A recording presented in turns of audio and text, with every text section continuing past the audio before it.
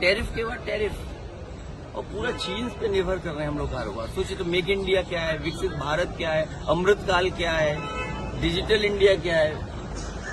तो एक बार फिर सोचना पड़ेगा। और उनकी विचारधारा वाले लोग क्या कह रहे हैं कि सबसे महत्वपूर्ण चीजें हैं शिक्षा और स्वास्थ्य। उत्तर प्रदेश चले जाइए, शिक्षा के लिए जो स्कूल खुले थे वो पाठशालाएं बंद हो रही हैं। इस देश में न जाने कितने लोगों ने राज किया होगा, किसी के राज में पढ़ाई पर इस तरह के केस दर्ज नहीं हुए होंगे। अंग्रेजों ने भी शायद मुकदमे नहीं लिखाए होंगे पढ़ाई को लेकर, लेकिन बीजेपी की सरकार में पढ़ाई को लेकर के आप अगर पढ़ाना चाहते हो तो मुकदमे दर्ज हो रहे हैं। कोई कल्पना कर सकता है 20,000 से ज्यादा प्राइमरी स्कूल बंद हो जाएं? वो ट्रेंड लोग हैं, बीजेपी के लोग हैं, ये ट्रेंड लोग। वो समाज बटे, नफरत फैले, दूरियां बढ़े, तभी राजनीति में वो कामयाब होंगे। अंग्रेजों ने जो डिवाइड एंड रूल की पॉलिसी बनाई थी, जो दल अंग्रेजों के बनाए हुए हैं, जो विचारधारा अंग्रेजों की बनाई हुई है, उसी विचारधारा पे ऐसे लोग चल रहे हैं। वो नफरत पसंद करते हैं, दूरियां लाना चाहते हैं समाज के अंदर। और केवल फतेहपुर नहीं, फतेहपुर में पहली बार नहीं हो रहा है।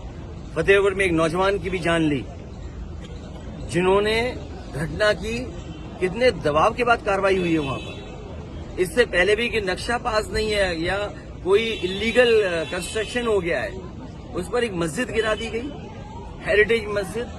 तो ये सरकार का काम करने का तरीका है। जब ये फंस जाते हैं आय दोगुनी पर, जब फंस जाते हैं भ्रष्टाचार पर, जब ये फंस जाते हैं कानून व्यवस्था पर, जब इनसे सवाल पूछो कि 20,000 विद्यालय बंद हो गए, सोचिए पाठशालाएं बंद हो गई 20,000 का मतलब क्या हुआ? नाकामी किसकी है? और एफआईआर किस पे लिख रहे हैं? जो लोग पढ़ा रहे हैं उन पर। जो अंग्रेज जैसे काम करते थे वैसे ही भारतीय जनता पार्टी काम कर रही है। उसी का परिणाम ये है कि जानबूझ करके लोगों को नफरत फैलाने के लिए भेज रहे हैं। मत मारी, ये लगातार बीजेपी का काम करने का तरीका है।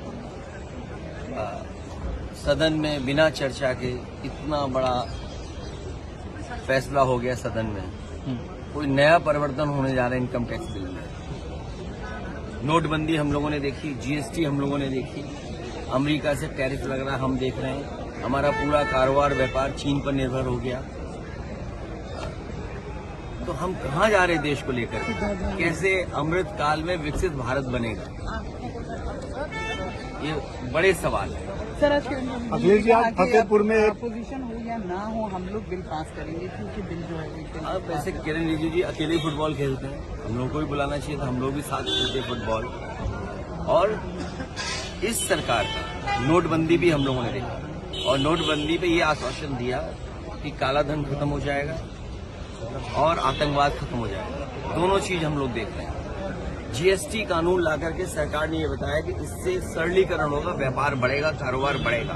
लेकिन जीएसटी मल्टीनेशनल कंपनियों के फेवर करने के लिए लाया गया था, और उसका परिणाम ये हुआ कि सबसे ज्यादा संशोधन करना पड़ रहा है।